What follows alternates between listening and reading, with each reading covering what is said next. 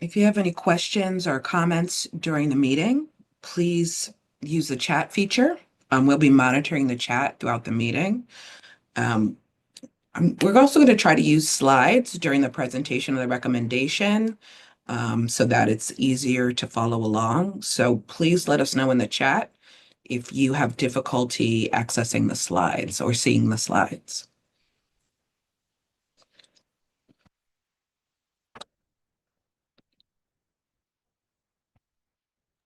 Hey, Kirsten, I think some people may have used there were two links floating around, so I just got a text message. So if you hear of anyone, you can just forward this one, but I just got a text message. So I'm going to share that other link. Okay.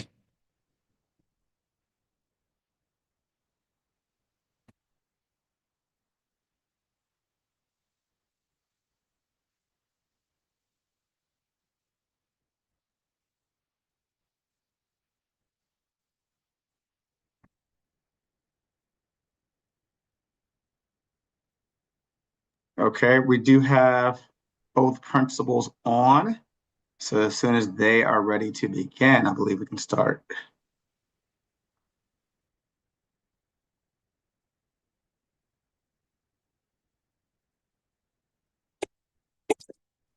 think we're ready to get started.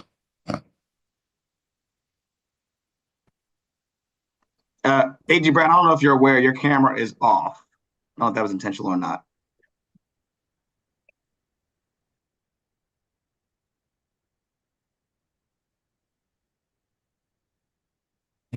I can only pin one. Okay. He indicates he's having some difficulty joining. Or, yeah, I mean. I don't know. Okay, let me see. Now we can hear you. Now we can hear you. Okay, so I think I'm just moving slow, or my computer is. Hear your voice. Yeah, so like I've selected start video. It's not starting. It probably will. Let's go ahead and start the meeting, and I'm sure that my slow computer will catch up. Failed to start the video. Please select another video camera. Okay. You want to start while I'm. Can you hear me? Yes, we can hear We you. can hear you. Yes. Would you like to start while I'm working out the video? I don't want to hold everyone up. I know that PD has a hard stop. I can have my tech folk come in and get my camera started while we're on the meeting. So thank you, A.G. Brown, and good afternoon, everyone. I'm going to ask first that Kirsten and Christian perhaps do some housekeeping. Good morning. Good afternoon, everyone. We would just ask that you mute your speakers while, mute your microphones while others are speaking to reduce background noise. Again, we will be monitoring the chat. So if you have any questions or concerns, please put them in the chat. And we're going to try to use some slides throughout the meeting. Let us know in the chat if you have trouble accessing the slides. Thank you very much. So with that, thank you. And again, good afternoon, everyone. Thank you for joining us for today's virtual meeting of the Maryland Equitable Justice Collaborative. It's wonderful to see so many of you on the screen, and it is always a good thing when we come together. For those of you who may be joining us for the first time, I am Natasha Dartique, Maryland State Public Defender, and I am honored to co-chair the MEJC, an extremely important initiative with my partner, our dedicated Attorney General, Anthony Brown. And I thank you for being part of this important conversation. I want to begin by also thanking each of you, each of our collaborative members, for the important and vital work that you have been doing over the last several months and will continue to do. I want to extend special acknowledgments to our work group members, our work group chairs, our community partners, and our public participants who have contributed in really shaping the recommendations that you will hear today. Before we move forward, I'd like to take a moment to reflect on how we arrived at these recommendations. The Maryland Equitable Justice Collaborative, MEJC, has worked tirelessly to develop solutions that address systemic disparities, particularly those affecting racial equity. Our approach has been highly collaborative, involving input from diverse stakeholders, including community leaders, experts, and those with lived experiences. This work has been guided by a commitment to data-driven decision-making and a focus on creating systemic reforms that address racial disparities. We have strategically developed 7 work groups to address the underlying issues known to contribute to mass incarceration and the racial disparities throughout the juvenile and criminal legal systems. These recommendations that you will hear today represent policy proposals and a collective vision for a more equitable and just Maryland. Today, we will review these recommendations, discuss their significance, and take a significant step forward through your votes. At this time, I would like a roll call and a quorum check, please. So good afternoon again. We're going to conduct a roll call of the voting members to ensure that we have a quorum. I'm going to read the collaborative members' organizations. When I call either your name or your organization, please unmute yourself briefly so that I can confirm your presence. ACLU of Maryland. Here. Annie Casey Foundation Juvenile Justice Strategy Group. Here. Baltimore City Mayor's Office. Present. CASA. Present.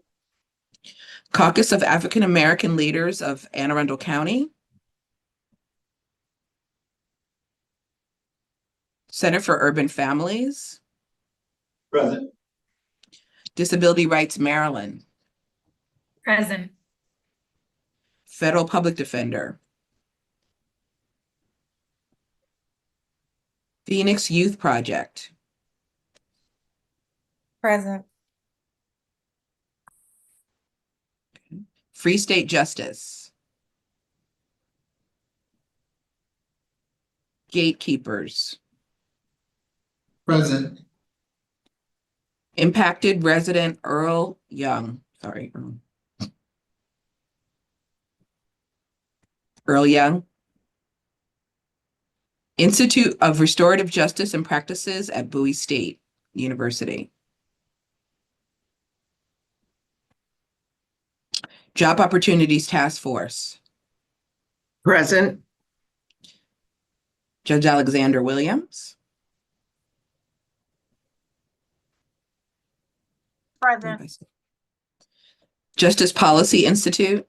Present. Leaders of a Beautiful Struggle. Life After Release. Maryland Alliance for Justice Reform. Present. Maryland Chiefs of Police Association. Maryland Criminal Defense Attorneys Association. Present. Maryland Department of Health. Present. Maryland Department of Housing and Community Development. Present. Maryland Department of Human Services. Present. Maryland Department of Juvenile Services. Here. Maryland Department of Labor. Here. Maryland Department of Public Safety and Correctional Services. Present. Maryland Sheriff's Association. Maryland State's Attorneys Association. Present. Maryland State Department of Education. Present. Maryland State of Education Association. Present. National Association of Black Law Enforcement Executives. Office of the Attorney General. Present. Public Defender. Present. Out for Justice. Positive Schools Center. Present. Present. NACCP State Conference. Time Organization, Present. Turnaround Tuesday, Present. University of Baltimore School of Law Center for Criminal Justice Reform, Present. University of Maryland School of Law, Gibson Bank Center for Race and the Law, Present. U.S. Department of Justice, Bureau of Justice Assistance, Youth Advocates Program, Maryland Administration Office of Courts Representatives, Maryland Judiciary Representative, Present. Maryland Speaker of the House, Maryland Senate President. Present. Thank you. Well, I did want to add, I saw, while we were doing the roll call, saw Dr. Adams from Bowie State University join. And I also Okay. see Sweat from NAACP. Can you all both Okay. identify yourself? Or unmute, I'm sorry. President Sweat from NAACP is here. Thank you. And I'm sorry, Christian, what was the Dr. Adams from Bowie State University. Okay. Dr. Adams from Bowie State University is here. Thank you. Is there anyone else that perhaps might have Judge joined later? Friedman's here from U.S. Department of Justice. Thank you, Judge Judge Friedman. Thank you. Is there anyone that is present that was not called? Yes, the Pride Center, Maryland. Are you representing Out for Justice or are you just attending? I was attending for the Pride Center, Maryland. Okay, thank you. Thank you. No problem. Is there anyone else who is present that was not called as part of the collaborative members? Luke Giesel, I'm here, Administrative Office of the Courts. Thank you.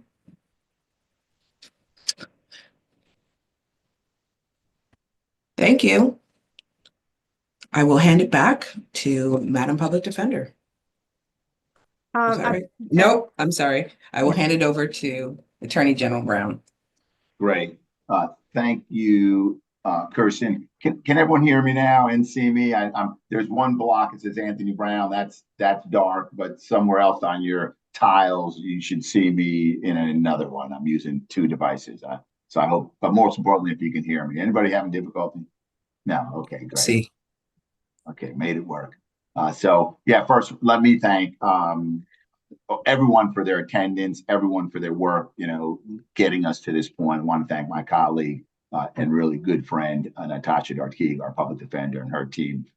So what my responsibility is now is to just sort of outline some process before we get into the recommendations. And what I want to do is explain the voting process so that we can ensure that everyone understands how their voice can be heard in our final report. Throughout this year, the collaborative has prioritized achieving consensus among members before approving final recommendations. The public defender and I are going to walk through each work group's recommendations as we did a few weeks ago when we did preliminary approval. And after each section, everyone will have an opportunity to ask questions and provide feedback. And you may recall a few weeks ago, the way that we did it, it'll be a little bit trickier to manage here. So I would ask folks to raise their hand. And what we'd like to do is let everyone have an opportunity to speak once, and then we can come around if there's a follow-up conversation on the recommendations. I think we put a time limit on it before. We're not saying a time limit now, but we will have to manage time. So we'll just see how it goes. After the walkthrough of each of the recommendation sections and all of the sections, we're going to move to a formal vote. Approval requires a simple majority of members present at the meeting. So we've taken the roll call. We'll keep track of the votes to the extent that we are voting by roll call. Only official collaborative members can vote, or they can designate a representative from their same organization. We don't allow proxy voting, meaning that you cannot ask someone from outside your organization to vote on your behalf. Importantly, if you vote no on a recommendation that receives majority approval, you will have an opportunity to write in or submit a concise minority report if you choose. And this ensures that alternative perspectives and different courses of action are included in our final report and the record of our work.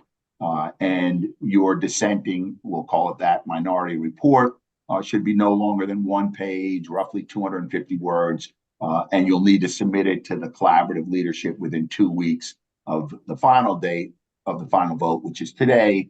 So that would be a deadline of December 26th. And the minority reports will be included in the online version of the final report. Are there any questions about either the voting process or the minority or dissenting reports before we begin reviewing the recommendations? I don't see any hands. I don't hear any shout outs. So I'll now turn it back over to the public defender. And Natasha is going to walk us through the first set of recommendations, and we'll kind of alternate back and forth like we did a few weeks ago. So Natasha. Thank you so much. So let's begin with our recommendations from law enforcement policies and procedures. These focus on reforming practices that disproportionately harm Black communities and ensuring equitable public safety outcomes. I'll present each recommendation, the background, and potential impact on racial disparities. Recommendation number 1. Conduct a statewide needs assessment for crisis response. The first recommendation calls for conducting a statewide assessment to identify gaps in Maryland's crisis response systems.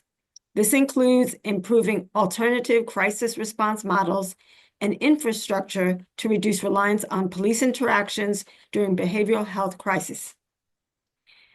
The background: behavioral health crises disproportionately lead to police interactions, often with harmful outcomes, especially for Black individuals.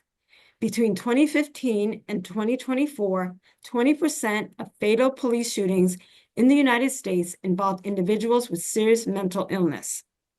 Maryland mirrors this trend, with Black communities overrepresented in crisis-related arrests. This recommendation seeks to reduce the overrepresentation of Black individuals in crisis-related arrests by prioritizing care over criminalization. By identifying gaps and implementing community-based crisis responses, we can minimize harmful police interactions and address the systemic underinvestment in behavioral health resources that contribute to these disparities. Recommendation number 2, end non-safety related traffic stops. This second recommendation calls for legislation to end non-safety related traffic stops, such as those for broken taillights or expired registration. Instead, the work group proposes addressing these violations as secondary offenses. Traffic stops are one of the most common interaction between law enforcement and the public. However, Black drivers are disproportionately targeted for minor infractions.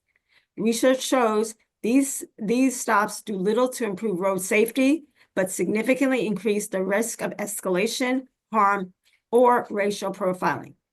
This recommendation aims to minimize opportunities for racially biased policing and improve community trust by reducing the frequency of non-safety related stops.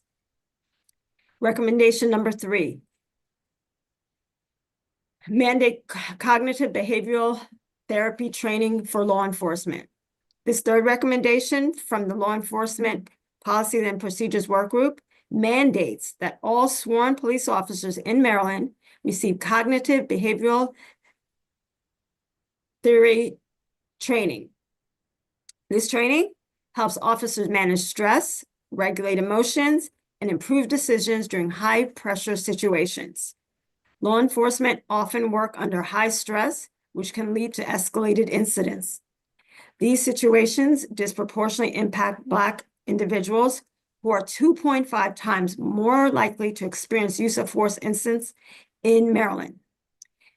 CBT, as it's referred to, CBT training can transform how law enforcement engage with communities by addressing implicit bias and improving officer decision-making. Requiring this training will help decrease the chances of escalatory incidences and racial disparities in law enforcement interactions. Are there any questions or comments about the recommendations that have been presented from the Law Enforcement Policies and Practices Work Group?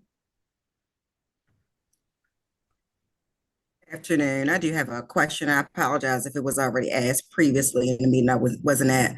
As far as the CPT training, how is that going to differ from, I know there are specific police task force that are trained to address certain calls in relation to individuals that are experiencing a behavioral health crisis. Our co-chairs are present, and I would ask any one of them. I'm happy to address that, Public Defender Darteague. I think the question, Ms. Kess, is the CBT training is separate. That's for law enforcement officers to understand how their mind is working in high stress scenarios, either on every day or in an individual circumstance. The needs assessment is a separate recommendation. So that's looking at the landscape of how I understand that. Yeah. And so I think the question might have involved both of them, but they're two separate. So maybe I misunderstood it. Right. So it didn't involve both. It just involved the training specific to that training. I'm aware that there is training that is provided to police in jurisdictions, and it's a special task force, and they receive a training that's like a mental health first aid training, if you will, for when those calls are made regarding individuals that they suspect are having a behavioral health crisis. So what I gather, and I just wanted to know if it was accurate, is that this will be for all police officers, not only those who are on that task force, because as we know, sometimes there are calls made and the officers don't know or can't recognize that there's a behavioral health issue until they're there. So is that accurate? This will be for all police officers. The CBT training, yes, would be for all police officers. Okay. All right. Thank you. You're welcome. I have a question. It's kind of follow up to what was just asked. I'm concerned about that recommendation. My name is Tama Koshan. I'm the founding director of Aging People in Prison Human Rights Campaign and cultural anthropologist. I'm concerned about that recommendation about behavior theory training. That was often put out during the whole Black Lives Matter era, training officers. Sometimes that's just who they are. I'm wondering if that's a little bit short-sighted to put that type of recommendation forward, and also what would the cost be, and if that cost should be redirected somewhere else. Also, I'm concerned with some of the voting members. They seem to be very top-heavy. I hear a lot of institutions that have voting today. I'm concerned I don't hear the people's voice. Maybe I will in the recommendations that's coming, but that's my initial concern already coming out the gate. Can you respond to that? I can also, unless one of my co-chairs or the principals want to respond, I'm happy to take the first. It's a little bit hard in the Zoom session. So I see Heather nodding her head. So I don't see your screen here, but this particular training is based on a model that is implemented in Baltimore by an agency called ROCA. And this is law enforcement led training to law enforcement officers, and the statistics behind it show at least a 13% decrease over the first 18 months of implementation of officer anxiety, officer stress, officer inability to process. And so it's based on the model that's being implemented in Baltimore through a program called ROCA that has significant data collection. It's a train the trainer model, so the line item is fairly inexpensive because the idea is to get in and teach law enforcement how to do this kind of training.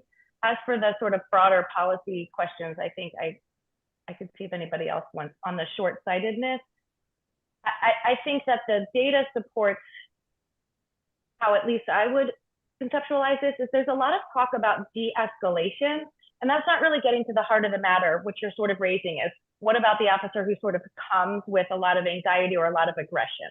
And de-escalation is a training specifically on certain tactics to employ. And this goes beyond that to how the mind works, how the brain works, and how to use certain tools to calm the mind, to take a step back, to reduce violence. And so the data has supported the success of the program? And I can speak to your question about our membership. Again, please check our website. We do have a mixture of institutions, which was intentional, as well as more grassroots on the ground community organizations. Because again, a collaborative, our concept was that we are creating consensus between, people who may be more inclined towards reform and less inclined. So we very intentionally have law enforcement institutions along with those kind of traditional advocacy community as part of the collaborative.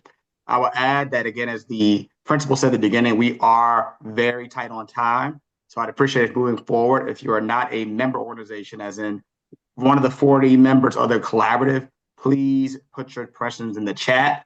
Your questions are helpful and they do help. They will help us develop and finish and shape the final report. But we're on a very tight schedule and we have 15 to go. So please put your questions in the chat or you can email any questions or concerns about the recommendation or anything you heard today, later on.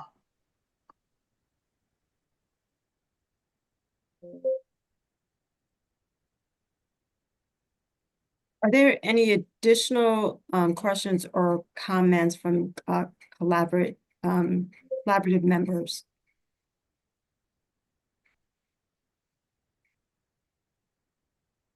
Hearing none, I assume consensus support, and we'll move to the next work group. The next work group is criminal law and sentencing. We do have a hand up. I don't know if that was a question about the last one. Sorry. And if you would help me. There's Mr. Nash from Baltimore, Mayor of Baltimore's office. Hi, thank you very much. Sorry, I didn't have any questions, but we do not agree with all 4 recommendations. Can we go to one recommendation at a time? Let me jump in on that, if I can, on a process, because I recognize that when I discussed the process, there was one piece that I kind of failed to mention. When we get to voting, if you have disagreement with a recommendation, ask to pull that recommendation out for separate treatment. The goal is to be able to take as many in block as possible, right, on a sort of a consent calendar type of basis, but pull out your recommendation. I do want to highlight that when you pull out one for discussion or whatever may be the case, it is an up or down vote. So we're not amending recommendations. There'll be discussion. We'll vote it up or down. Whoever votes no, as I mentioned, you can then add a dissenting report to more fully flush out your concerns with the recommendation. Does that clarify? Yes, thank you. Okay, great. Can then we pull out recommendation number 2? Okay, yeah, we can do that. We can identify them as we go or when we get to voting. So let's pull out that number 2. And Christian, you're keeping track of what we're pulling out. Good.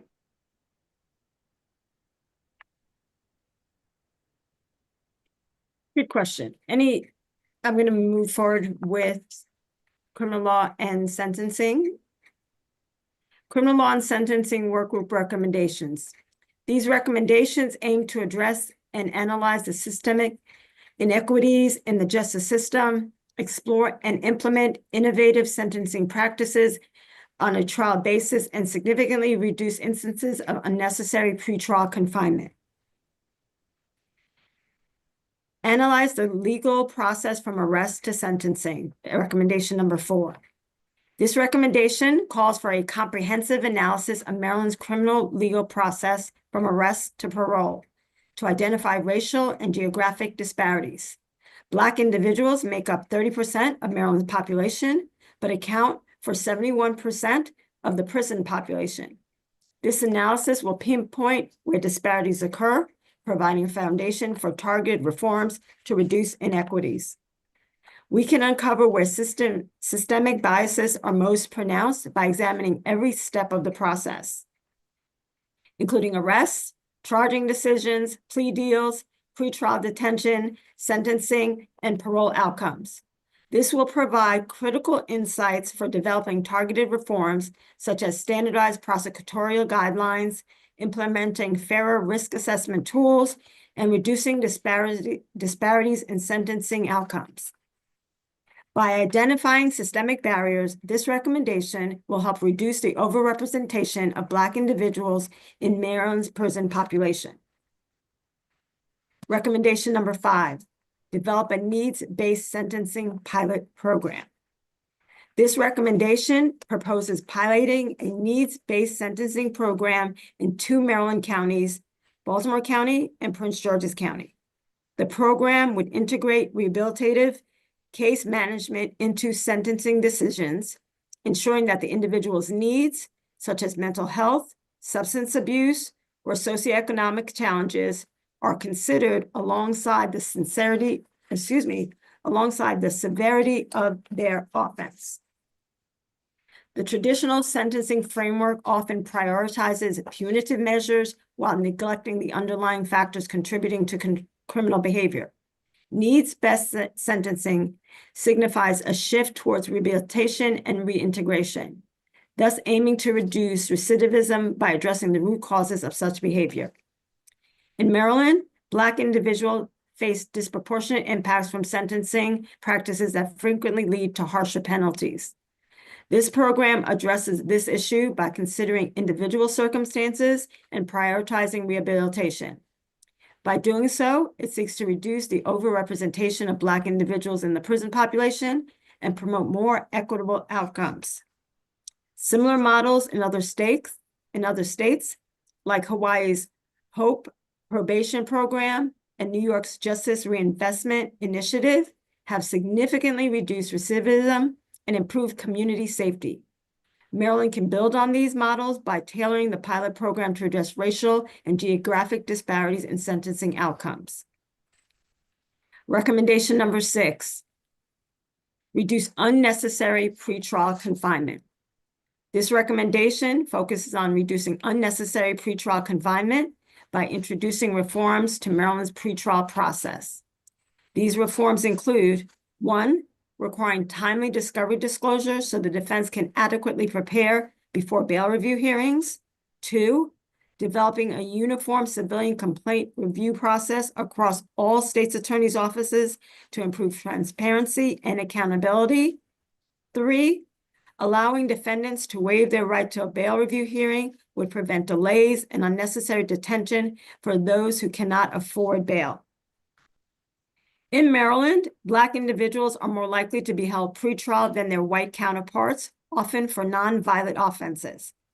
National data shows that individuals held pretrial are 4 times more likely to receive harsher sentences than those released pretrial, highlighting the systemic inequities in the process. This practice not only exacerbates racial disparities, but also disrupts lives, causing job loss, housing instability, and other negative consequences. By reducing unnecessary pretrial detention, this recommendation would address the systemic bias and that disproportionately affects Black individuals. It would ensure that pretrial decisions are based on the nature of the offense and risk to public safety rather than financial means, thereby promoting fairness and equity in the justice system. Are there any questions or comments about the recommendation from the Criminal Law and Sentencing Work Group?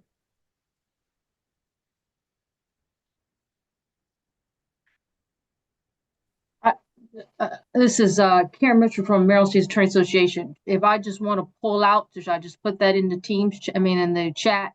You can just indicate what number. Certainly. That would be 4 and 6. Also, this is Tomiko with App HRC. My concern is recommendation number 4. That seems like a repeat of what's been done over the years by many organizations about analysis of sentencing to arrest to sentencing.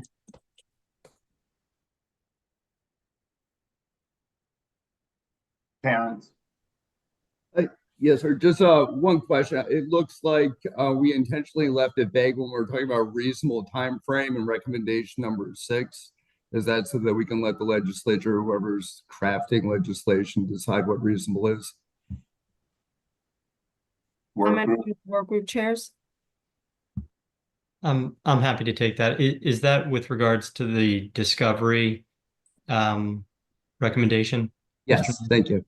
I think what the work group was focused on was, rather than having the district court discovery rule apply, any time up till the moment before trial, moving that time frame to just before the day of trial, so that there couldn't be discovery disclosures in open court the day of trial, with some expectation that a person incarcerated would then face the choice of, hey, do you want to review your discovery and be prepared for trial, or do you want to and stay in jail potentially, or do you want to have a fair trial, fair trial today, and potentially get out or not? Yeah, that's reasonable. Thank you.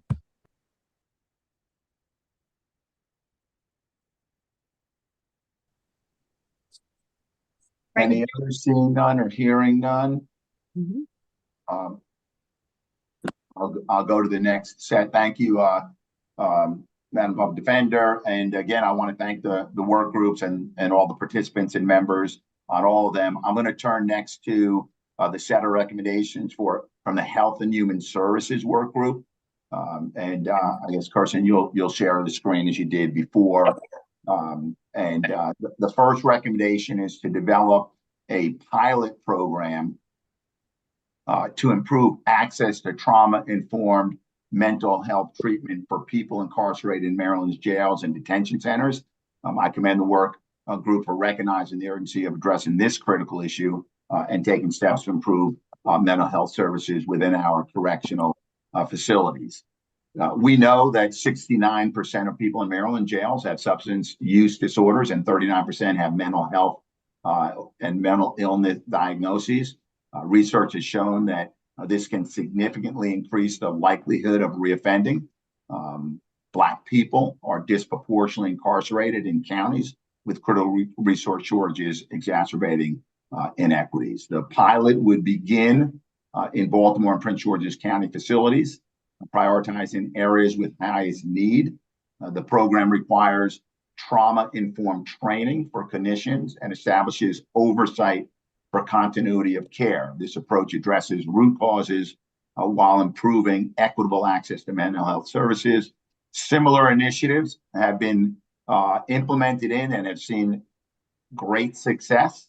California's Compassion Prison Project, called Trauma Talks, has reduced recidivism through trauma healing. Oklahoma's Resilience Prison Project has also shown effective results using volunteer clinicians. Let me turn to the next recommendation. And again, after the recommendations in this work group, we'll open it up for questions and comments. So now I'll turn to recommendation number 8, which states incentivize primary care physicians to conduct adverse childhood experiences screening with community-led follow-up interventions. Adverse childhood experiences, known as ACEs, are traumatic events such as exposure to domestic violence that can dramatically disrupt a child's sense of safety and lead to poor decision-making and other forms of unhealthy behavior. Black and brown children experience disproportionately higher rates of ACEs due to the systemic factors like generational poverty, residential segregation, and racial discrimination. The historical criminalization of mental health crisis behaviors has particularly impacted communities already disproportionately affected by these systemic inequities. The work group's proposal is to incentivize primary care physicians and related clinics that provide healthcare to children to screen each child and their families for ACEs. The Maryland Board of Physicians would provide training on trauma-informed care, emphasizing cultural competence. Addressing behavioral health needs identified through ACEs, screening can play a significant role in reducing the number of individuals who enter the criminal legal system. This approach has also been adopted in other states. Virginia developed the HEALS program, helping everyone access linked services, which provides comprehensive screening and response protocols. California offers another proven approach, covering ACE screening under Medicaid and providing financial incentives for primary care physicians to conduct screenings with impressive results in improving early detection and reducing health disparities. So are there any questions or comments about the recommendations from this work group? And Christian, you can help me see if any hands that go up. I see one from the Center for Urban Families. Hey, Zach Alberts with the Center for Urban Families. Quick question on the data collection and reporting. It's unclear whether the intention is to have, even if patient confidentiality, the normal guidelines are followed, whether there would be a database of ACE scores for all Maryland children that were assessed that, you know, in this day and age could be an issue if someone had access to this, or would it be more at the community level? Let me defer to the work group on what they were contemplating in the recommendation. So we were thinking that each practice would have their own electronic medical record and would incorporate that into their electronic medical record and give us access to that information for the purposes of collecting data.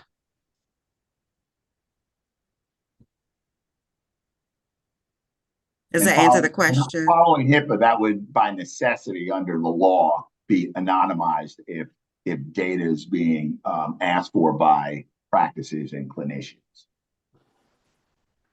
Absolutely. So the parents would have to sign a consent, of course, and it would have to be explained the purpose of collecting the data, who would have access, and the purpose of. Okay. Young man. Members, please go on mute if you're not presenting. You don't call me no more. Ability to mute.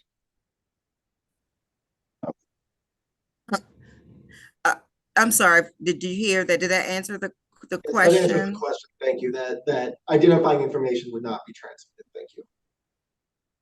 Yeah. Any other questions, comments, pull-outs? So I just have a question about the first part of it. Was it that they would receive trauma-informed training? Or is it that can you just say the first part again? Of the recommendation that has Of the that recommendation, the program. first part of Right. So and I'm kind of paraphrasing. So Sure. it's to introduce into detention centers, and starting with Baltimore County and Prince George as a pilot, essentially volunteer pro bono, if you will, clinicians in mental, psychological, behavioral health fields. They would receive training. There would be and we would look to the board of physicians to sort of develop that training and ensure that it's delivered. There would be oversight in the local detention centers, and then these practitioners, these mental health or behavioral health providers, would bring these services into the detention center, pilot it, see if it works, and then see if we can go statewide. Right. So my only thing with that, I would just add that yes, it would be beneficial for them to receive the training. However, I think that training outside of changing systems, it does little impact. So I would just push back on a little bit on the recommendation, because I think that clinicians should be trained in trauma-informed care. However, without systems that are created that are trauma-informed, the shift won't happen as we would like it to be, right? So there has to be system change in those places. So that's my only comment on that. Sure. What my response would be, and that's greatly appreciated and also recognized. If you look at the sort of full menu of recommendations, many of them are more transformational and systemic in nature. Some are narrower. Some might say incremental in nature. So I think you have a combination, and when you take all of our recommendations combined, and as we will articulate in the final report, this by no way suggests that even implementing all 18 would solve the larger problem of mass incarceration and the racial disparities. So this is just these are steps forward, some more transformational and systemic than others. So that's a good point that you point out, and we've been having those conversations. So thank you. Seeing none or hearing no others on this, we'll go to prison, jail, and detention facility reform work group. The first recommendation concerns an issue that I know is a high priority. I probably shouldn't say it because I think all of these issues and recommendations are high priority for many on this call, and this is geriatric and medical parole. So while progress has been made on this issue, much work remains, and that's what this recommendation is all about. We know that in Maryland, parole for geriatric incarcerated individuals averages 20% as compared to 40% in other states. Moreover, the racial disparities in these cases are stark and deeply concerning. Black individuals represent 82% of those serving life sentences, many of whom have aged into populations that no longer pose a public safety risk. This overrepresentation among Maryland's aging prison population directly results from decades of systemic inequities in sentencing and parole practices. So to help remedy this disparity, the work group proposes that the General Assembly amend Maryland's parole statutes to broaden medical and geriatric parole eligibility criteria. We know this approach can work safely. The 2012 Unger decision here in Maryland led to the release of 235 people with an average age of 64 years, and their recidivism rate over 8 years was just 3% compared to the broader recidivism rate in Maryland of close to 32%. Let me turn to the next recommendation, and again, we'll then open up the entire work group recommendation for discussion. This recommendation number 10 addresses Maryland's parole process, and it states, and you can see it there, enhance the transparency, consistency, and efficacy of parole decisions by allowing access to materials and justifications relied upon for decision-making, developing clear guidance on the application of factors impacting release, identifying actions or steps that incarcerated people can take to improve their chances for release, surveying the services available to incarcerated people upon release, and publishing detailed reports on the Parole Commission's activities.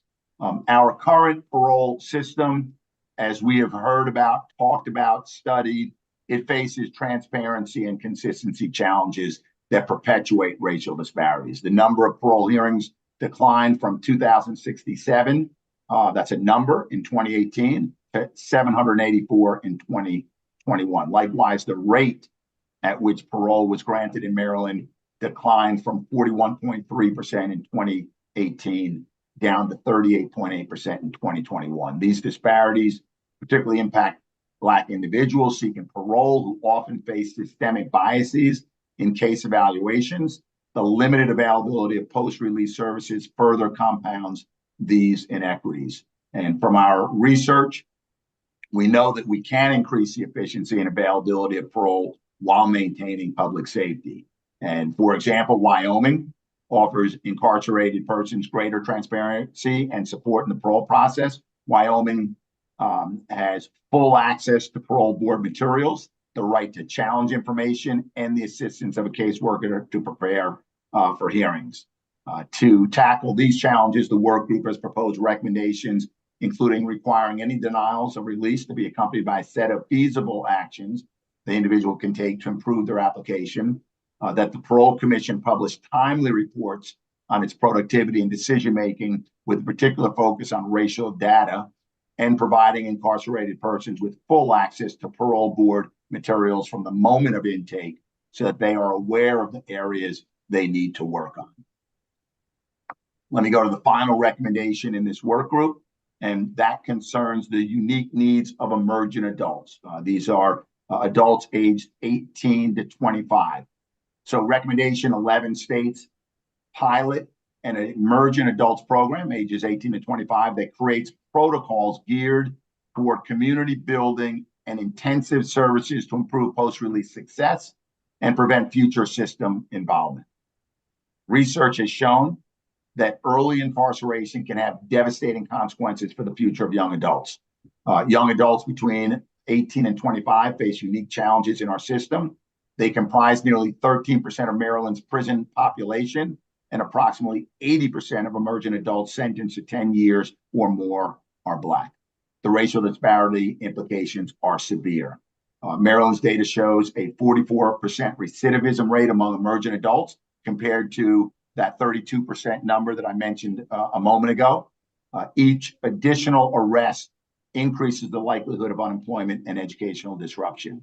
To remedy this issue, the work group's recommendation is to pilot an emergent adults program to give incarcerated young people the greatest chance to succeed post-release and to avoid future system involvement. Adopting this approach would establish pilot units in 2 facilities, focusing on developmentally appropriate interventions and community building. Outcomes would be evaluated through data analysis, and the pilot would include culturally competent training for all staff.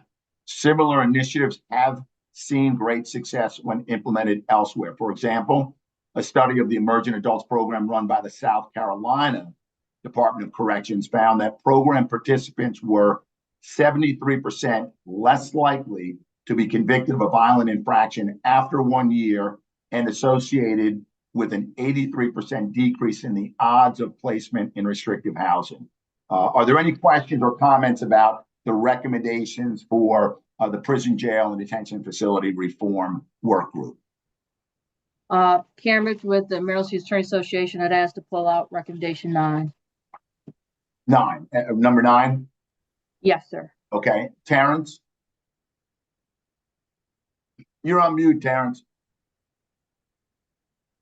I actually had a question about number 9. Should we wait then until the end for my question, or should I ask it now? Why don't you do this? Why don't you tee it up for the work group, and then when we pull it out, they'll be ready to answer it. How does that sound? Sounds great. This is, I think, kind of an easy one. I was just wondering what their thought process was that DPSCS should assess and provide a budget estimate after passage of the legislation, or upon passage, I guess it says, which I'm interpreting to mean after the passage of legislation. It seems like you'd want to know what it costs first. But what do I know? Well, we'll take that up. Yep, we'll take that up. And then I did have a question about number 11 that's similar. It says that this is recommendation number 11, the implementation. First paragraph, 4 lines down, says DPSCS should seek support from the Maryland Justice Reinvestment to fund the pilot. What if they don't? Like, who's footing the bill? And if they ask but they're turned down, who's footing the bill? And has all that been taken into consideration? It's just a question. I'm not asking to get it pulled out. Yeah, let me make a general comment about finances. We know the context, right? Everyone reads the newspaper. There's a $2.7 billion budget deficit in Maryland. And so while many of the recommendations identify potential funding sources, those of us who have been in Annapolis, and most of us have, we know that the General Assembly wrestles with what is the appropriate funding source. So not only do they wrestle with what is the appropriate source, but we know that we're now in a budget climate where sources will be scarce. But we've made a decision that we're not going to let that, sort of slow down our efforts to put forward what we think are meaningful, tangible, actionable items. And we are going to have an advocacy strategy, and we know that we'll be competing with other priorities. So I don't know what the answer is to the question if the Reinvestment Act funds are not available, but we know that we're going to have to compete with others, and that's part of the advocacy and adoption effort of these programs. I see Judge Broom has a question or comment. An answer. We, after that proposal was prepared, have met with representatives of the Vera Institute, which is one of the national organizers of such emerging adult programs, and they have said that there would be comprehensive grant funding if Department of Public Safety Correctional Services decides to do this, they could put in a grant application and nearly all of the costs could be covered by Vera and its sources. So that one may turn out to be a non-issue. Thank you. Excellent. Any other questions, comments, or answers on this set of recommendations? If not, I will turn it back over to the PD. Thank you. So next up is promoting successful reentry. We will discuss recommendations aimed at promoting successful reentry. These proposals are designed to support individuals transitioning from incarceration into their communities, focusing on reducing recidivism and addressing barriers to reintegration. Successful reentry is critical in ensuring that individuals have access to resources, benefits those who are directly impacted, as well as their families and all our communities. Recommendation number 12, expand and enhance community-based reentry programming. This recommendation seeks to expand and improve community-based reentry programming by creating protocols to share the specific service needs of incarcerated individuals and allowing reentry service providers to engage with individuals at least 180 days before release. Reentry programs help individuals reconnect with their families, find stable housing, and secure employment. However, access to these services is inconsistent across Maryland. This proposal also includes funding increases and a focus on data collection to assess the effectiveness of existing programs and identify any gaps. We know that Black individuals are burdened by criminal records and they face systemic barriers to any successful reintegration, such as discrimination in housing and employment. Expanding access to reentry services will help bridge these gaps and reduce the likelihood of recidivism for marginalized populations. Recommendation 13, enact a comprehensive second look law. This recommendation proposes enacting a second look law, allowing judges to revisit lengthy sentences and reduce or modify them when appropriate. It prioritizes fairness and rehabilitation, focusing on individuals who have a demonstrated significant personal growth or no longer pose a risk to public safety. Black individuals are overrepresented among those serving long sentences. The second look law would help address these disparities by providing a mechanism for sentence reductions that are based on individualized assessments. Recommendation 14, study financial obligations imposed on people under supervision. This recommendation calls for a comprehensive study of the financial obligations that are imposed on individuals under probation and parole. This includes fees, fines, and restitutions, which can create a significant economic barrier to those who are attempting to rebuild their lives after a period of incarceration. Black individuals are disproportionately represented in Maryland's probation and parole population. For many individuals, this financial burden of supervision perpetuates cycles of poverty and recidivism, particularly for those from historically under-resourced communities. By addressing the economic impact of these obligations, we can promote policies that reduce barriers to successful reintegration and promote equity. Are there any questions or comments about promoting successful reentry?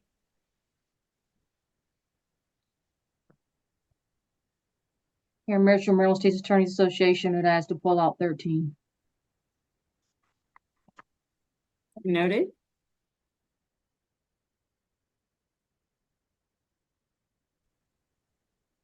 Any other questions, answers, comments, pullouts? This is Portia. Sorry.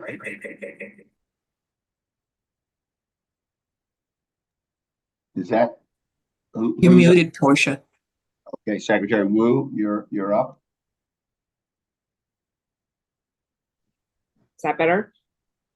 Yes, apologies for the audio problems here. I'm on two devices as well.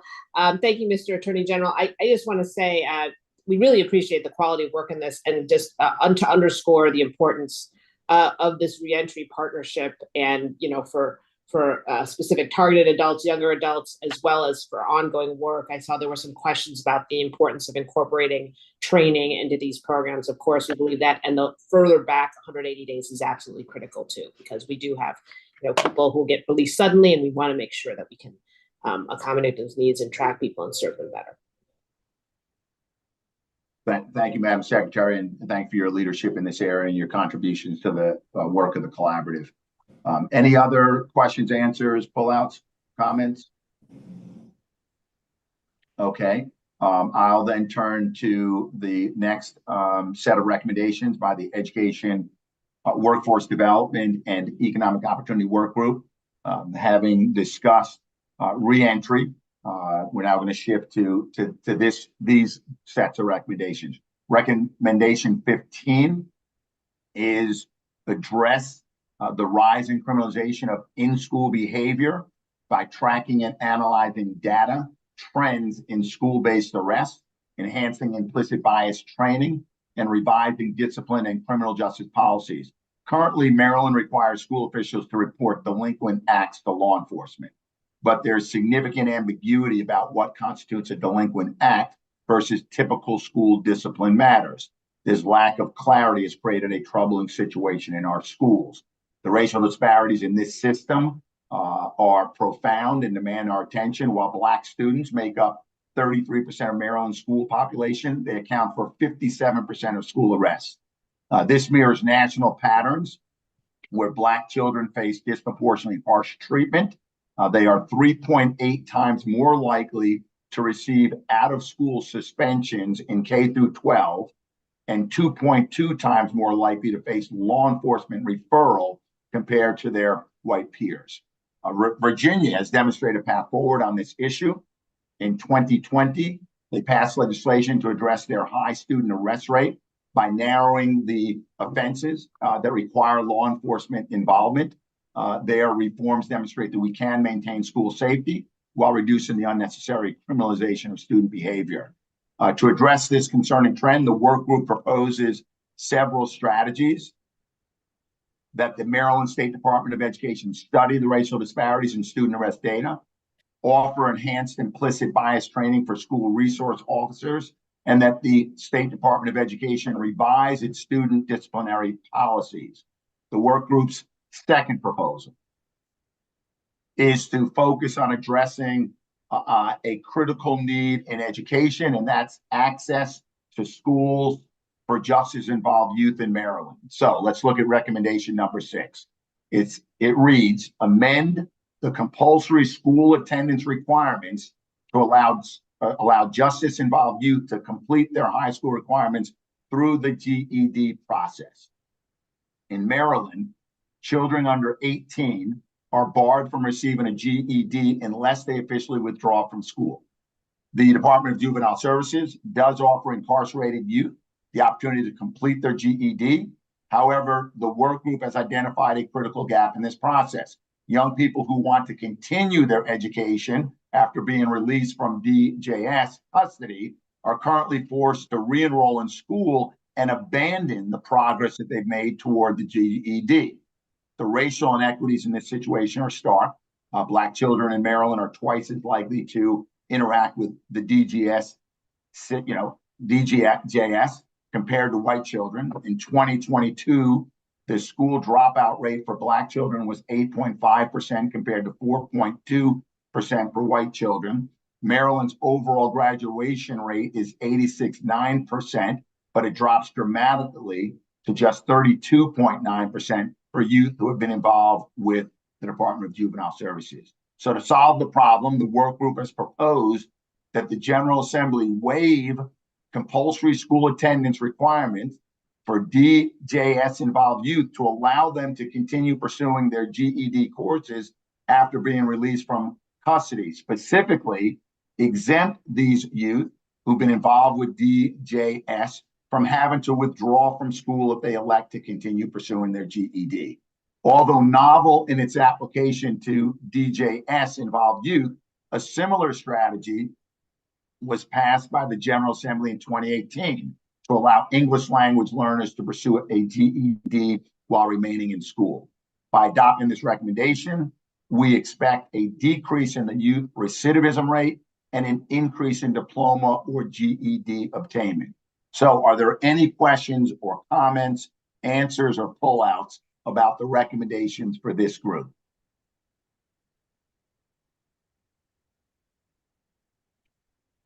Seeing none, hearing none, we will. Sorry, Okay. Okay, Center for Urban Families, you're up. Yeah, I really appreciate this in theory, but what is challenging is that the GED examination over the years has gotten increasingly more challenging, and to lean on this as a sole vehicle for alternative education, not completely understanding what the capacity is of the GED ecosystem to support these young people is a challenge. So I just wanted to lift that up as we think about what this actually means in practice. I'm going to let the work group speak to it more, and I think my summary probably didn't do justice, and you'll see in the background information, envision the choice. DJS involved, I'm pursuing my GED, I'm no longer in DJS custody, I go to high school, I've made a lot of progress towards a GED, and I am told, stop working on the GED, you can't do that when you're in school. The only way you can continue that progress that you are proud of having made is a drop out of school. So what we want, and what the General Assembly saw in the English as a second language context, is stay in school. It's a nice system, ecosystem. You'll have some guidance counselors and mentors. We know our schools are challenged, but it could be a good environment to remain in for a host of reasons. And you can stay in that environment and continue to pursue your GED. So, and certainly the work group should chime in if I sort of mischaracterize what we're trying to accomplish here, what we're envisioning. But it really is to support those DJS involved youth who've been pursuing the GED to be able to do that while also in a school that could support some of or many of their other needs. Mr. Attorney General, I'm happy to chime in here.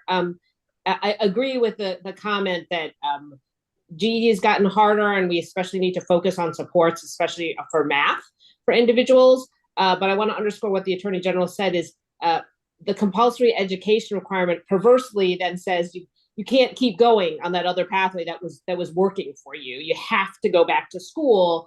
And I think we review this, and Secretary Schiraldi can chime in, but as creating more options for success. Actually, perversely, also federal funds say you can be, those workforce funds can be used to support younger individuals under 18 to finish a GED or gain key work and training experience. But these educational requirements haven't been flexible enough to support that. And I think that's really the intent of this recommendation. Got you. Thank you. Thank you both. Thank you, Madam Secretary. Are there any other questions, comments, pullouts? Then with that, I'll turn it over to the public defender, who's going to address the recommendations under Youth Justice Work Group. Thank you. We are moving now into our final recommendations, and they will be focused on youth justice reform. These proposals are designed to address how Maryland juvenile criminal system handles justice-involved children, particularly Black children, who are disproportionately impacted by current policies. These recommendations aim to reduce unnecessary and harmful interactions with the adult criminal system by ensuring fair and unbiased decision-making processes. Recommendation number 17, limit the automatic charging of children in adult criminal court. Under Maryland's current laws, children are automatically charged as adults for 32 offenses, including many misdemeanor gun offenses. This practice disproportionately impacts Black children and denies them the opportunity for rehabilitation in the juvenile system. Black children make up 31% of Maryland's youth population, but account for 81% of those automatically charged as adults. Between 2015 and 2023, the number of children charged as adults increased by 12%. with 88% being charged automatically. This trend has resulted in Maryland ranking 4th in the nation for having a prison population consisting of individuals incarcerated for crimes committed as children. Children frequently spend extended periods in detention facilities or adult jails, where they are exposed to harsher environments and stigmatization. Notably, Black and Brown children awaiting transfer spend almost a month longer in detention than their white counterparts. This further compounds systemic harm. To address this issue, this recommendation proposes legislative changes to limit the charges eligible for automatic adult court and require mandatory judicial review in all cases where children might be charged as adults. This ensures that the judge assesses the individual circumstances, including the child's background and potential for rehabilitation, before a decision is made.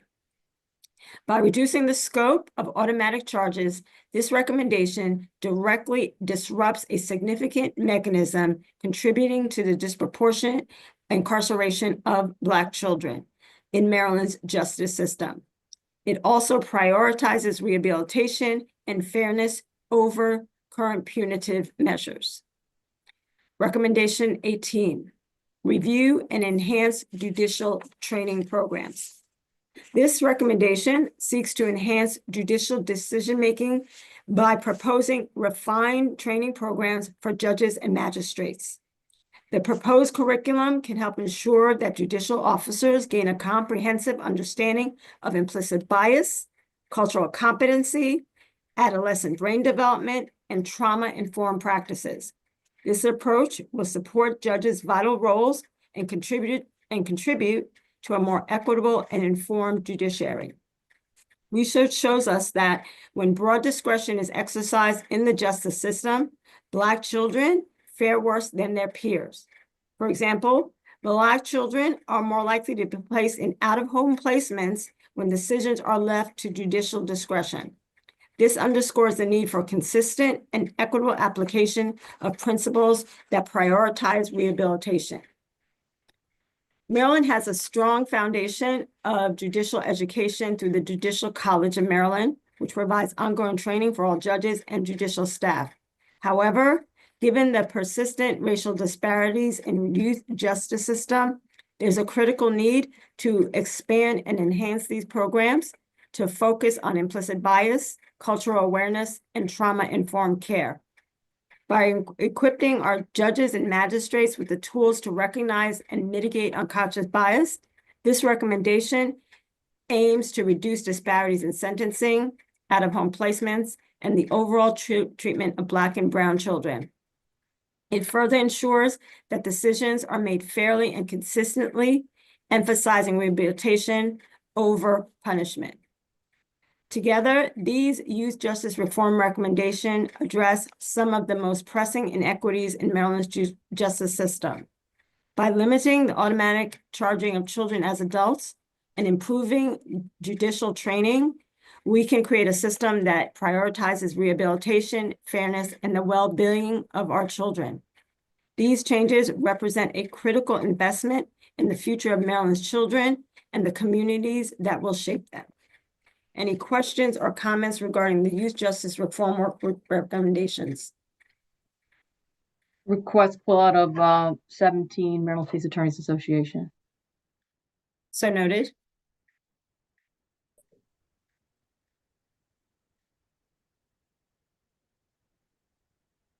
Hearing no further questions or comments. I think Terrence has a sorry. question or comment. His hand is up. Oh, yes. Terrence?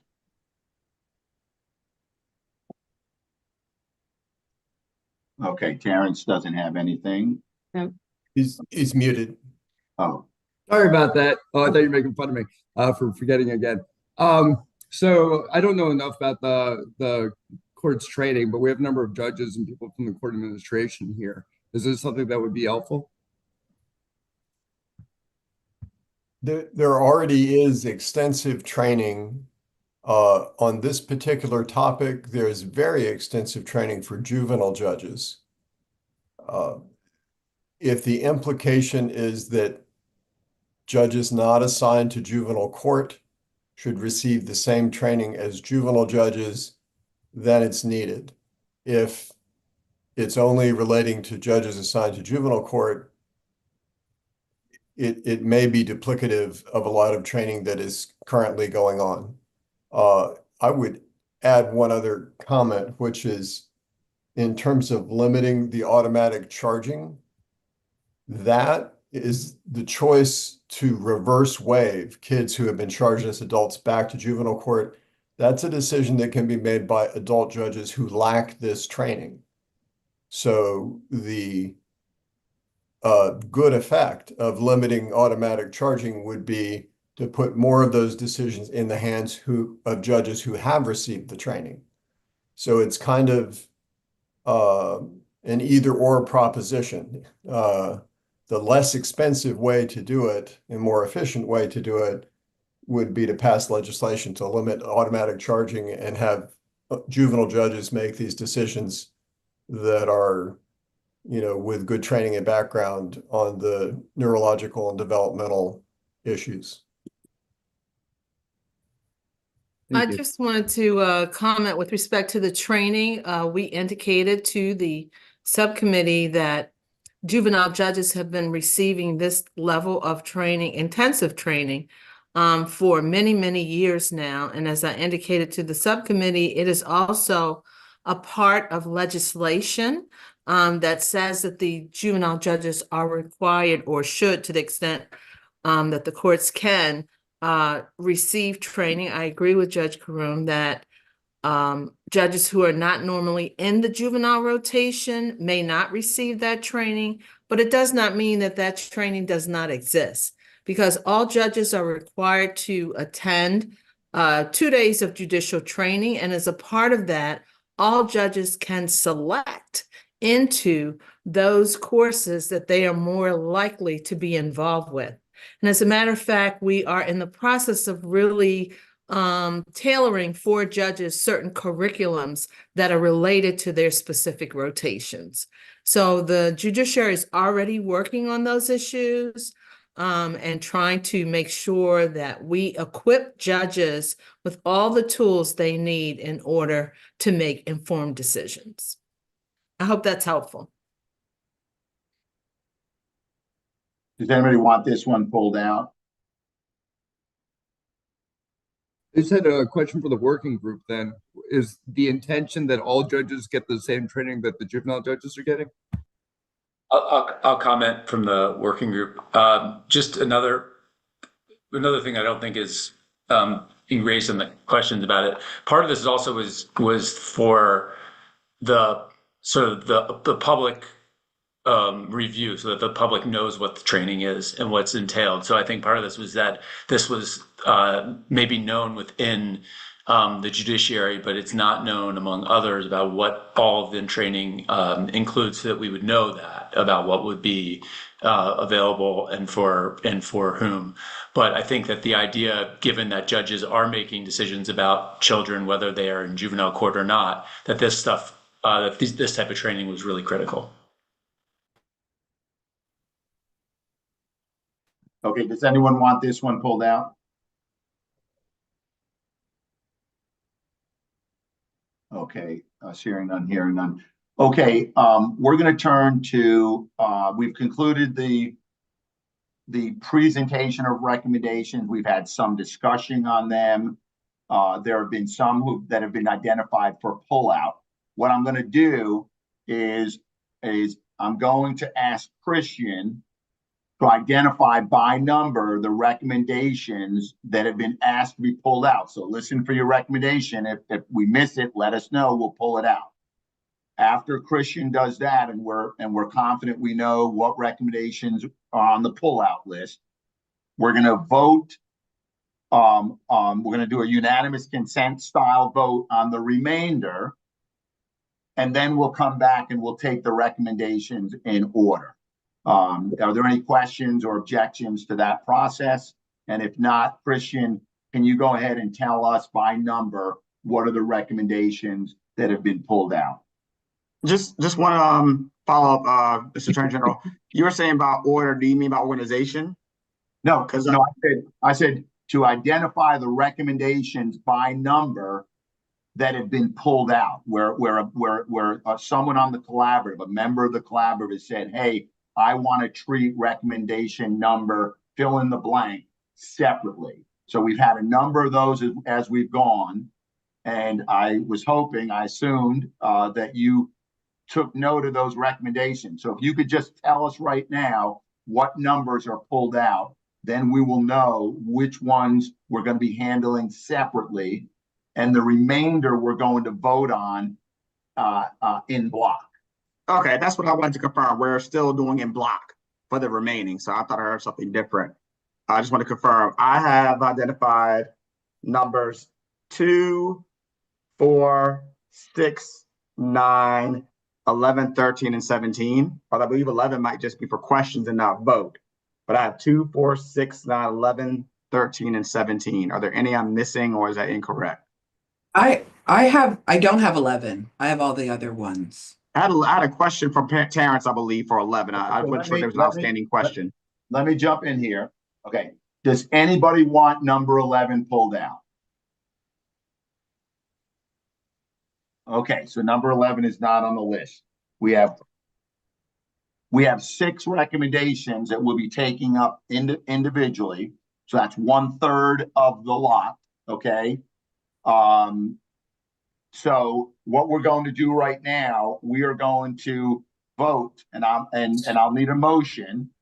We're going to vote, and I need a motion on recommendations 1, 3, 5, 7, 8, 10, 11, 12, 14, 15, 16, and 18. Is there a motion to adopt? I'll make a motion to adopt. Okay, is there a second? Second. There's a second. All those in favor say aye. Aye. Aye. Okay. Aye. All those opposed, hearing none, seeing none, by unanimous consent, we have adopted that tranche. Now let's take them in order. And we'll start with number 2. Before we do, let me say this. I have the unenviable job of managing time. Okay, there are 35 minutes left. It doesn't mean that we couldn't run over, but I know people have a hard stop. I've got 35 minutes for 6 recommendations. So the guidance is this. We're not amending the recommendations. It's an up or down vote. If you have commentary on the recommendation, and namely dissent, okay, you'll need to vote no, and then you'll have an opportunity to write a detail, as much as you can fit in 1 page, as to why you dissent on that particular recommendation. And you'll have 1 page per recommendation. So, yes, the debate is about explanation and good discussion and debate and persuasion, but please do not approach it from the standpoint of amendments, because we're not amending. It's a straight up or down vote. So, and what I would like to do, just to manage this, if you really could use the raise hand, that'll help a lot. But if you don't know how to do it, we'll work with you. So on recommendation number 2. Excuse me, Mr. Attorney General, I do want to note 2 things. Number 1, there is a collaborative member that is abstaining from the vote. So let's please note that. And then second, there has been a request, if the recommendation that we are addressing separately, if we can put it on the screen. So that would be number 2. Are we able to do that? Yeah, if we can put on the screen manager, put recommendation number 2, and please, if you want to speak to it, raise your hand, please, on the using the Zoom hand emoji thing. So the floor is open on recommendation number 2. And is it up on the screen yet? There it goes. And that's the We do have ends a of non-safety related traffic stops. Terrence. Thank you. Just briefly, I think that it's a slight mischaracterization a lot of times when you're talking about repair orders on vehicles. There are a lot of repair orders that are necessary for public safety, headlights being out, taillights being out. Also, we expect police to not only enforce public safety, but the proper administration of government, such as having your cars properly tagged, titled, and in working order. For that reason, that's why I'm opposed. Okay. Anyone else? Okay, seeing none, hearing none. And since there didn't seem like well, let me do that. Let me, I don't want to do a roll call on all of them. That'll take a long time, but unless we have to, if it's close. So let's say. You have to be opposed first. I'm sorry. Look, No, I was suggesting take the opposed. Let's do. All those in favor say aye. Aye. Aye. All those opposed say no. No. Okay, so let's go with hands up on the no. Okay, please take one moment. Oh, I for the could've record. So please give us a moment. I see MSA. I see City of Baltimore City Mayor's office. Just one moment to make sure I record these. So I see Karen Mitchell, Terrence Nash. Anyone else no? Okay. I got 2 no's. Okay, so there's a majority recommendation to pass. There are 2 dissents. Again, you'll have an opportunity to submit a dissenting report on that. Let's go to recommendation 4. If you could please put that up on the screen.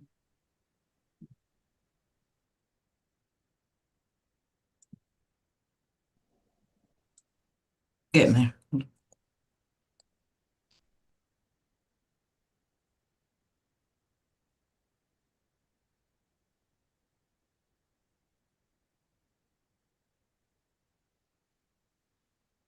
Okay, recommendation 4, that was to analyze the criminal legal process from arrest to sentencing to assess its impact on racial and geographic disparity in Maryland's adult prison population. And then more specifically, you can see below what recommendation 4 provides.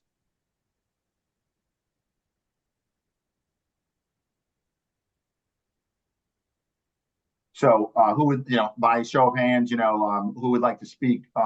Let's start with those who are opposed. I think that probably makes sense. Karen? I'll be brief. The biggest issue and we've seen this type of thing submitted to the legislature for a couple of years, it is the prosecutorial requirement for the data collection. Those bills and those proposals have been incredibly onerous. We have spoken numerous times on the tag on that and the way in which data is collected, which is usually in a note form. There have been no proposal support in how it is that whatever information we collect gets into some type of format that is easy. And then it's just a way in which we do process. And a lot of the responsibility has fallen on the state's attorney's office. The last proposal was 27 pages long and dealing with the shortages that we have in support staff, the shortages that we have in attorneys, and also the burdens that we face with the increase in body cams. This is just when you put in data collection responsibilities on the state's attorney's office with no understanding of the support and how this is going to happen. It's always been problematic, and we have spoken out against this numerous times. So really, that's the focal point of that is the responsibility that it places on the state's attorney's office. Thank you. Anyone else like to speak to recommendation number 4?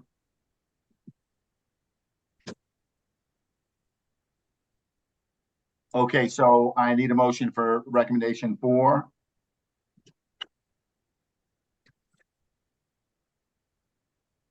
Need a motion to approve recommendation number 4. Move to adopt. Okay, is there a second? Second. Okay, there's a second. All those in favor say aye. Aye. Okay, anyone opposed? No. Okay, so Karen, you're opposed, okay. Anyone else? Okay, with one nay, there's a majority and recommendation 4 passes. And again, there's opportunity to have a dissenting report on that. Let's pull up, please, number 6. And that's recommendation number 6. That was by the Criminal Law and Sentencing Reform Work Group. And that was a series or a set of recommendations dealing with reducing unnecessary pretrial confinement. There was discovery rule issues, uniform civilian complaint review process issues, and then waiving the right to bail review. Comments? Karen? One of the things is the developing the uniform civil complaint review process across all states attorney's office. I saw nothing in the report that showed that we didn't have one. Actually, our office has had one. It's had one ever since the law passed that allowed for citizen complaints. We have a process. Who's going to determine the process? And if we have one, or we're going to have to change ours to look like the other 23 jurisdictions, there's an assumption that the other 23 jurisdictions doesn't have it. And I haven't seen any data that shows that somehow how the civil complaints, the citizen complaints are handled is somehow leading to incarceration. So to me, we're moving and recommending something when there's a lack of information as to what is currently going on by the various offices and how that's contributing to the situation. So that's the first thing on that. The other is discovery. District court discovery for most of us, we get 30 days from when we know those cases are set. And in our jurisdiction, again, I see lack of data as to what is actually happening in the courts.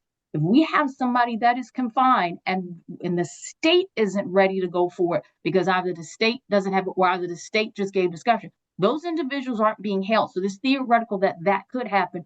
What has been going, especially since 2020, I don't see data that again, with the pressures that we're having and trying to collect all of the evidence, including now with the body cams, videos from everywhere, that 30 days is a tight window that we are facing. So again, we're talking about what may happen, but again, where is the analysis from each of those jurisdictions that is what the judges are actually doing, that they're having some defendant have to choose about having all discovery or get out of jail. So that's the basis of my objection. And I just wanted to let you know, I think I was the one that put the other ones forth. I wasn't going to make any comment. I was just going to avert myself of the written commentary if necessary. Okay, and I'm going to come back to that, but because I want clarification on that last point. Are there any other comments on the content merits of recommendation number 6? Okay, hearing none, seeing none. I need a motion for adoption of number 6. Don't be bashful, folks. Don't be bashful. Let's just kind of jump in. It can be the same people. So move. Thank you. Second. Second. Okay. All those in favor say aye. Aye. Aye. Aye. All those opposed? No. Okay, we'll reg that. That's Karen. So Karen, I just want to make sure. So recommendation number 6 is adopted by the collaborative. So on 9, 13, and 17, you don't want to make commentary, but reserve the right for a dissenting report. Is that correct? That is correct. Okay. What I need to do before we go forward, I didn't ask for a motion on number 2. I just did it. I need a motion to adopt recommendation number 2. So move. Is there a second? Second. Okay, once again, all those in favor? Aye. Aye. We had 2 opposed, but those opposed, No. it was Karen and Terrence. Correct. Yeah, okay, good. So now it's official. Okay. Okay, let's go to recommendation number 9, please. And just for convenience, recommendation 9, that was from the Prison Jail and Detention Facility Reform Group, expanding eligibility for early parole. And that recommendation had to do increase the number of people eligible for eligible parole consideration due to serious medical conditions and having reached an age where they're no longer pose a threat to public safety. And the recommendation was as such. So, comments. So let's go with the hands. That'll help us here. Okay, seeing none, hearing none. I need a motion to approve number 9, recommendation number 9. Motion made. Motion made. I need a second. Second. Second. Motion seconded. All those in favor of recommendation number 9, say aye. Aye. Okay, those opposed, say no. No. And that's Karen again. I'm hearing the voice. I just don't see, but that's Karen. Any other no's other than the one? Okay, so having received a majority, that recommendation carries, and dissenting reports are available on that. Let me be specific, dissenting a report by those who voted no. Okay, let's pull up recommendation number 13. That's in the promoting successful reentry and preventing reincarceration. I'm not going to read that whole one. It's expanding access to second look laws. Any discussion on that? Okay, seeing none, hearing none. I need a motion to adopt recommendation 13. I have a motion. Second. Second. Second. All those in favor say aye. Aye. Aye. Okay, all those opposed say no. No. Okay, so I need to, since I don't see, I need to hear who's no's. I don't see. Karen, Terrence, no. Anyone else? Okay, having received sufficient votes for majority, that recommendation is adopted.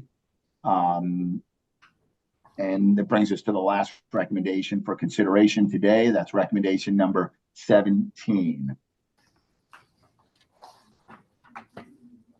Recommendation 17 coming from the Youth Justice Reform Work Group.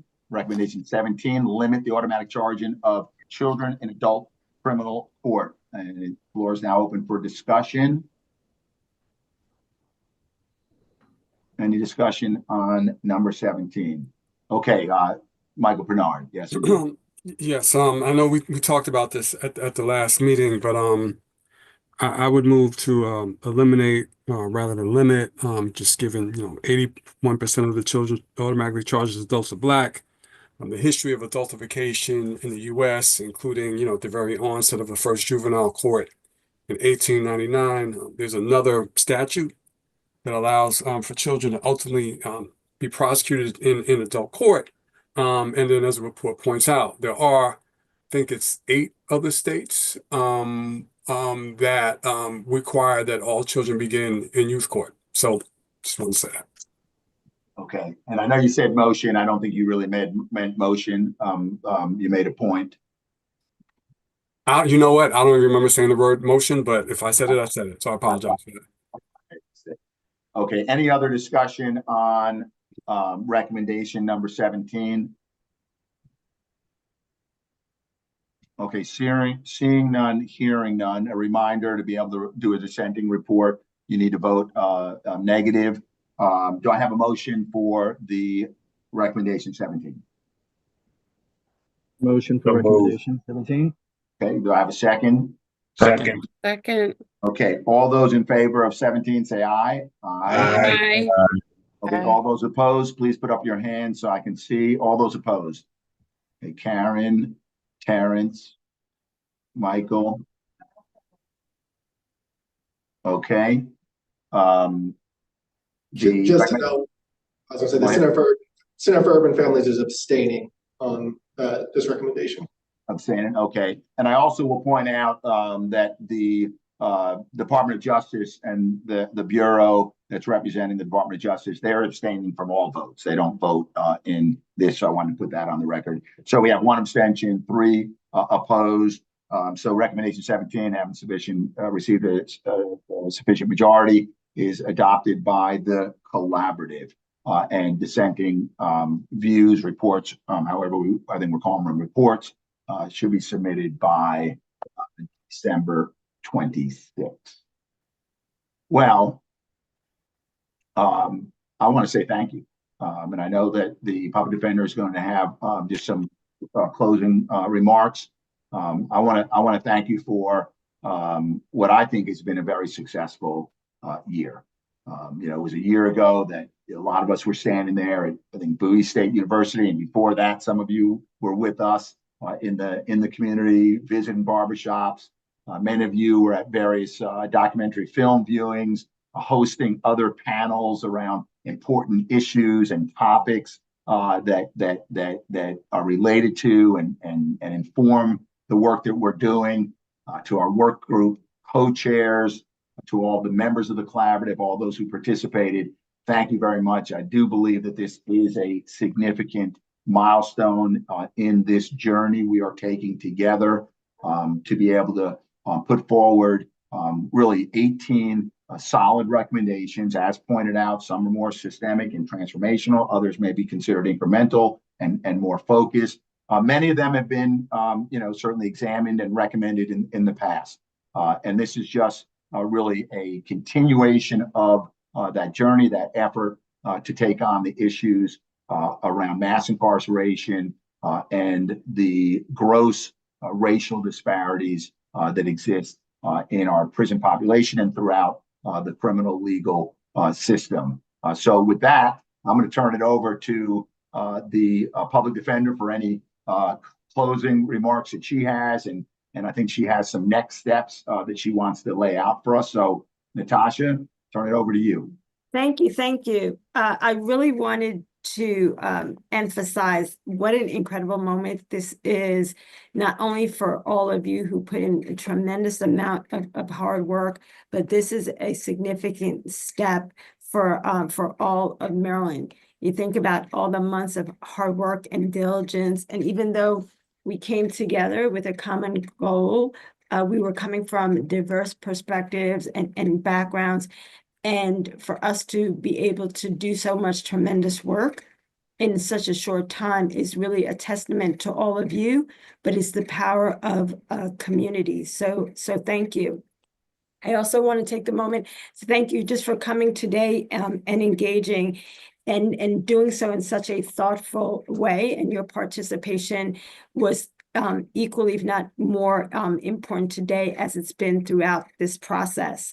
Your dedication has really been critical in shaping how we have been able to move through this process, but also it's going to be critical in how we advance these recommendations and how we move forward. I'll briefly outline what the next steps of the MEJC will be, and I want to emphasize really the importance of our collective efforts in the advocacy and implementation of these recommendations.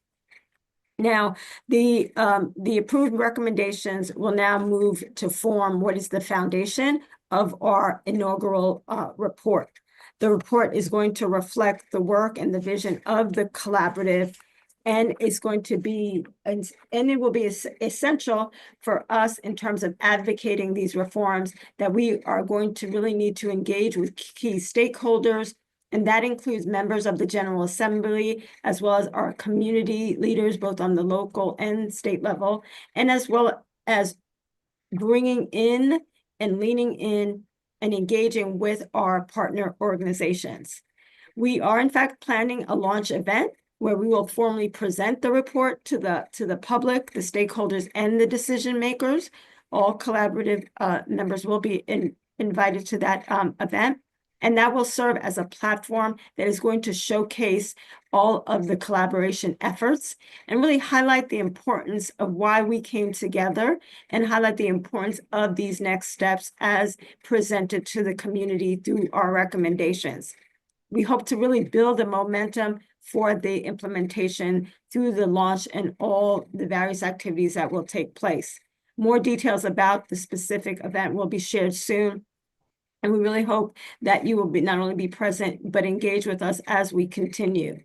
I also want to take a moment and emphasize that this is the first step of many. There were several recommendations outside of the 18 that were presented. But again, this is not the last. This is the beginning of great things that we're going to continue to work together. As we continue in this work, please continue to keep in touch with your work group chairs. That is going to be essential as we move forward. We will be sharing updates, and they will also be sharing updates on what we've accomplished. We'll be sharing updates in terms of what are going to be the next steps. and how you can continue to be involved in the process. So what I'm saying is essentially good communication is going to be key, especially within the work groups. As the work groups not only consisted of collaborative members, but many of the work groups also consisted of a large number of participants. So communication is going to be key so that we all continue to stay on the same page and that we're moving this advocacy into the next phase. I do want to stress the importance of talking to MEJC leadership before you contact any members of the General Assembly or any other important stakeholders, especially as it applies to these recommendations. This will help in keeping our message consistent, as well as will allow us to remain strategic. Working together, we can accomplish a great deal through our advocacy, and we can be most effective and really show the strength of this collaborative. Again, I am extremely proud and happy, and I would be remiss if I did not share a special thank you to my partner in this project, A.G. Brown, whose commitment has been significant and consistent throughout this process. These recommendations really represent a collective vision for a fairer and more equitable Maryland. And your voices, all your voices, have been really central in bringing this vision to life. So as we move forward and we all continue to work together, please stay informed, support one another in our respective industries. Together, collectively, we are seeking justice and equity and safety for all in the communities throughout Maryland. Your ongoing participation and collaboration really has made this work possible, and our impact has no bounds.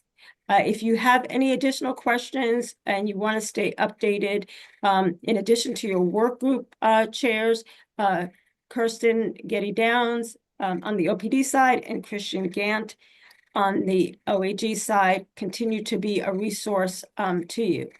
Again, thank you for your time and your commitment. And again, this is just the first phase of many and future good works. And we are making a significant change in Maryland. And I look forward to seeing all of you at the launch. I also say to all of you, however you choose to celebrate or not celebrate, I wish you peace and joy during this holiday season, and take good care. One last thing, I apologize, and to do this after such a brilliant and beautiful close, we need to thank Arnold Ventures and CJI for assisting in this effort. And I know there was one or two in the chat about processes next step. I think the PD outlined a lot of that, but more detail will be forthcoming. If you're in desperate need before we publish that or provide that information, reach out to Christian or Kirsten, and they can fill you in on kind of our thinking about where we're going. Plus, we want to hear from you in terms of what we ought to do. So thanks, everybody. Have a great end of the year, and we'll see you around the block. Thank you, everyone. Take good care. Take care.